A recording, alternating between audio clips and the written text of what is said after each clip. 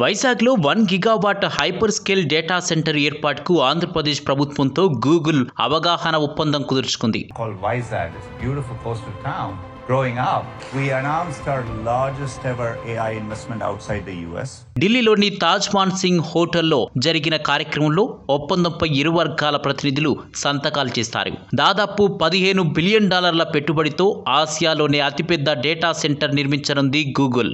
A $15 billion 1 gigawatt plus data center, 80% powered by clean energy with subsea cables going in. The chance to transform a region like that with a kind of investment. Google AI కేంద్రాలు ప్రపంచవ్యాప్తంగా 12 దేశాలలో ఉన్నాయి. ఇప్పుడు మరొకటి ఢిల్లీలో MOU కుదుర్చుకుంది.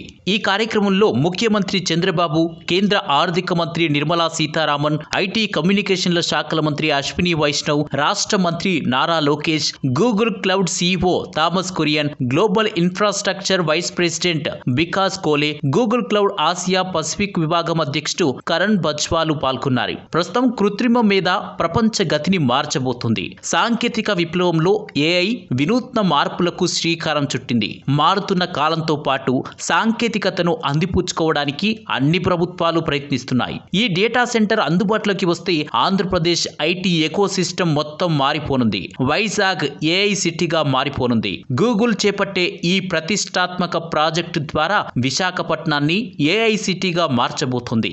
విశాఖలో ఏర్పాటు చేసే డేటా సెంటర్ ద్వారా గూగుల్ తన పూర్తి కృత్రిమ మీద ఏఐ వ్యవస్థను అమలు చేసి భారతదేశంలో ఏఐ ఆధారిత ట్రాన్స్ఫర్మేషన్ ను వేగవంతం చేయనుంది. ఈ కొత్త ఏఐ హబ్ లో అత్యాధునిక ఏఐ మౌలిక సదుపాయాలు, డేటా సెంటర్ సామర్థ్యం, భారీ స్థాయి ఇంధన వనరులు, ఫైబర్ ఆప్టిక్ నెట్వర్క్లను ఒకే చోట సమన్వయపరిచి విశాఖపట్నాన్ని భారతదేశ ఏఐ ట్రాన్స్ఫర్మేషన్ కేంద్రంగా నిలబెడుతుంది.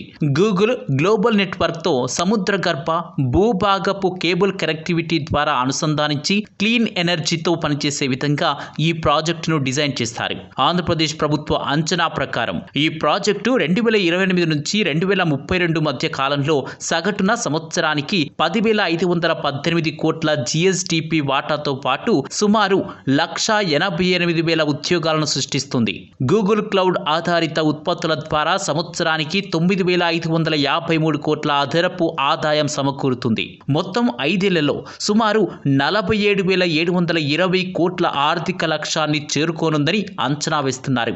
ఈ ప్రాజెక్టు ఇటీవల రాష్ట్ర ముఖ్యమంత్రి చంద్రబాబు నాయుడు ఆధ్వర్యంలో జరిగిన రాష్ట్ర ఇన్వెస్ట్మెంట్ ప్రమోషన్ బోర్డు ఆమోదం తెలిపింది. ప్రాజెక్టును వేగవంతంగా ప్రారంభించడానికి వీలుగా సింగిల్ విండో క్లియరెన్స్, అత్యాధునిక మౌలిక సదుపాయాలు, renewable energy, plug and play మౌలిక వసతులను AP economic development board, IT and electronics శాఖలు సమన్వయంతో అందించే విధంగా ఏర్పాట్లు చేశారు. ఈ డేటా సెంటర్ ఆధునిక ఆర్థిక మౌలిక సదుపాయాలకు మూల స్తంభంగా నిలుస్తుందని ఇటీవల ప్రభుత్వం చెప్పింది.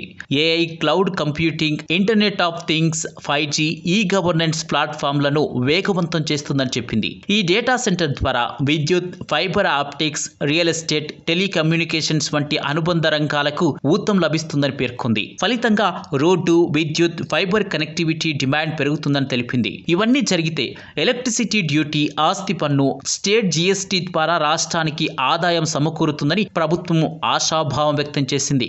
అయితే విశాఖలో డేటా సెంటర్ను ఏర్పాటు చేస్తున్న గూగుల్ అనుబంధ సంస్థ రైడెన్ కు ప్రభుత్వం భారీగా ప్రోత్సాహకాలను ప్రకటించింది. ఈ సంస్థకు దాదాపు 22,000 కోట్ల రూపాయల మేర రాయితీలు లభించనున్నట్లు తెలుస్తోంది. మైక్రోసాఫ్ట్ హైదరాబాద్ ను టెక్ సిటీగా మార్చినట్లుగానే గూగుల్ విశాఖ రూపురేఖలను మార్చబోతుంది. దీంతో పాటు కేబుల్ ల్యాండింగ్ స్టేషన్, పునరుత్పాదకత ఇంధనం, ఆర్టిఫిషియల్ ఇంటెలిజెన్స్ రంగాలకు అనుబంధ సంస్థలు కూడా విశాఖకు వచ్చే అవకాశం ఉంది. వైజాగ్ లో ఏఐ హబ్ వస్తే ఎలా ఉంటుంది అని మీరు అనుకుంటున్నారు? కామెంట్ చేయండి.